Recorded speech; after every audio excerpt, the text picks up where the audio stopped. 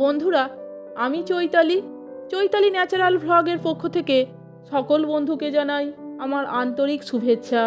বন্ধুরা, আজও আমি শ্রী শ্রী মায়ের কথা বলবো। আজকের আলোচ্য বিষয় হলো শ্রী শ্রী মা গৃহস্থ ভক্তদের সংসারে অমনোযোগ ও বিশৃঙ্খলা পছন্দ করতেন না। তিনি বলতেন, টাকা এমনই জিনিস, দেখলে কাঠের পুতুলও হাঁ করে।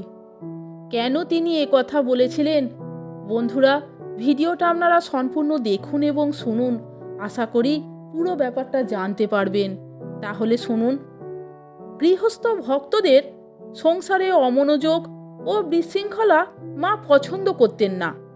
তিনি তার সকল ভক্তদের বলতেন, ভগবানেরই সংসার, সেখানে আমাদের যে কাজে তিনি রেখেছেন তার উপর নির্ভর করে তা যথাসাধ্য সুসম্পন্ন করার চেষ্টা করা আমাদের সব সময় প্রয়োজন। তার সকল সন্তানকে এই শিক্ষা তিনি সব সময় দিতেন। নিজের কর্তব্য পালনে অনিচ্ছুক ব্যক্তিদের সম্বন্ধে দুঃখ প্রকাশ করে মা বলতেন, ঠাকুর, যার পরনের কাপড় ঠিক থাকতো না, তারই আমার জন্য কত চিন্তা। একবার এক জনৈক ভক্ত সন্তান বহু টাকা মূল্যে একখানা কাপড় মাকে দেবার জন্য বিশেষ আগ্রহ প্রকাশ করলে মা তাতে অস্বীকৃত হয়ে বলেন, টাকা খরচ করতে নিতান্ত আগ্রহ করলে বরং এক টুকরো ধানের জমি কিনে দিক, সাধু ভক্তের সেবা হবে। ভক্তটি টাকা দিলে একখণ্ড জমি কেনার কথা হয়, কিন্তু বিক্রেতা মত পরিবর্তন করায় জমি কেনা হয় না। মা এই ব্যাপারে একটি সন্তানকে জানালেন, বাবা, জমি তো এখন কেনা হলো না, টাকা হাতে থাকলেই খরচ হয়ে যায়, সেজন্য গোয়ালপাড়ায় কেদারের কাছে পাঠিয়ে দিয়েছি ধান কিনে রাখবার জন্য। এই সময় ধান খুব সস্তা, যখন প্রয়োজন হবে ধান বিক্রি করলেই টাকা পাওয়া যাবে। জমি সুবিধা মতো না পাওয়ায় কেনা হয়নি, কিন্তু কিছুকাল পরে যখন ওই ধান খরচ করা হয় তখন তার দাম 4 গুণ বেড়ে গেছে। জয়রামবাটিতে নতুন বাড়ি তৈরি হলে গ্রাম পঞ্চায়েত তার উপর চৌকিদারি ট্যাক্স ধার্য করেছিল এবং মায়ের অনুপস্থিতিতে প্রথম বৎসর সেবক ব্রহ্মচারী জ্ঞানানন্দ, যিনি তখন সেখানে ছিলেন, বার্ষিক ট্যাক্স 4 টাকা দিয়েছিলেন। পরবর্তী বৎসরে মা দেশে ছিলেন। ট্যাক্স নিতে আসলে চেষ্টা করে ট্যাক্স বন্ধ করার জন্য উপস্থিত সেবককে আদেশ করলেন। মা তাকে বলেন, এখন আমি এখানে রয়েছি, না হয় ট্যাক্সের টাকা দিয়ে দিলুম, কিন্তু পরে যে সাধু ব্রহ্মচারী থাকবে তাকে হয়তো ভিক্ষে করেই খেতে হবে, সে কোথায় টাকা পাবে? চেষ্টা করো ট্যাক্স বন্ধ করার জন্য। এজন্য মা বিশেষ আগ্রহান্বিত হয়ে নিজের নামে চিঠি লিখিয়ে সন্তানকে ইউনিয়ন বোর্ডের প্রেসিডেন্টের কাছে পাঠিয়েছিলেন এবং সেবার ট্যাক্স দিতে হলেও পরবর্তী বৎসরে ট্যাক্স বন্ধের প্রতিশ্রুতি পাওয়া যায়। পরবর্তী বৎসরে মা আবার যথাসময়ে একজন সন্তানকে পাঠিয়ে তদারক করেন এবং তা বন্ধ হয়। জয়রামবাটিতে ডাকপিয়ন মনি অর্ডারের টাকা নিয়ে আসে। মা টিপসই দেন।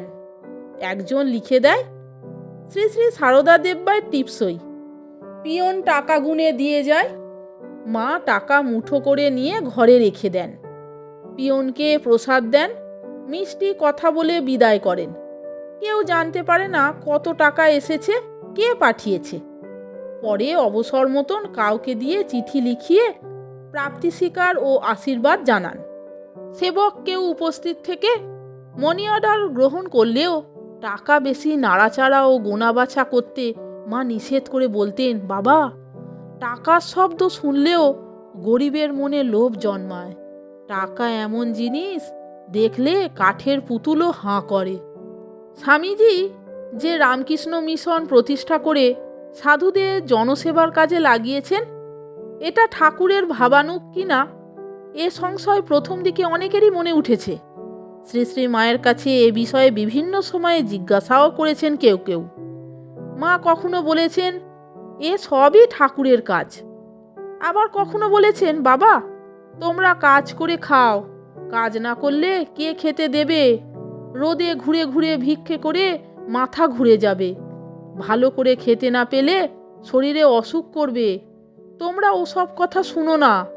কাজ করো, ভালো করে খাও দাও, ভগবানের ভজন করো। মা জপ ধ্যান করবার জন্য যেমন উৎসাহিত করতেন তার সকল ভক্তদের, তেমনি আবার অতিরিক্ত বাড়াবাড়ি করে মাথা গরম না হয় সেদিকে দৃষ্টি রেখে প্রয়োজন মতন সাবধান করেও দিতেন।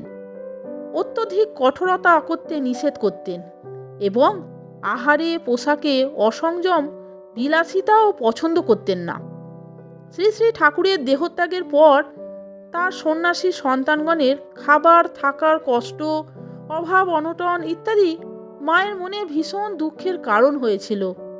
বোধগয়া মঠের ঐশ্বর্য, সাধুদের সুখ সুবিধা দেখে তার নিঃসম্বল পরিব্রাজক সন্তানদের কথা মনে পড়ায় কেঁদে আকুল হয়েছিলেন আর ঠাকুরের কাছে প্রার্থনা করেছিলেন তার সন্তানদের জন্যে। তাহলে বন্ধুরা, ভিডিওটা আপনারা সম্পূর্ণ দেখলেন তো এবং শুনলেন তো? গৃহস্থ ভক্তদের সংসারে অমনোযোগ ও বিশৃঙ্খলা মা পছন্দ করতেন না কেন, এবং শ্রী শ্রীমা কেন বলতেন যে টাকা এমনই জিনিস দেখলে কাঠের পুতুলও হাঁ করে। বন্ধুরা, ভিডিওটা যদি আপনাদের ভালো লাগে তাহলে একটা লাইক, কমেন্টস এবং আমার চ্যানেলটিকে সাবস্ক্রাইব করে আমার পাশে থাকবার অনুরোধ করলাম। এই রকম আরও অনেক ভিডিও পেতে বন্ধুরা প্লিজ আমার চ্যানেলের ভিডিওগুলো আপনারা একটু দেখুন। ভালো লাগলে বন্ধুদের মধ্যে শেয়ার করে দেবেন। আপনারা সকলে ভালো থাকবেন, সুস্থ থাকবেন। আমি আবার আসি পরের দিন অন্য কোনো ভিডিও নিয়ে।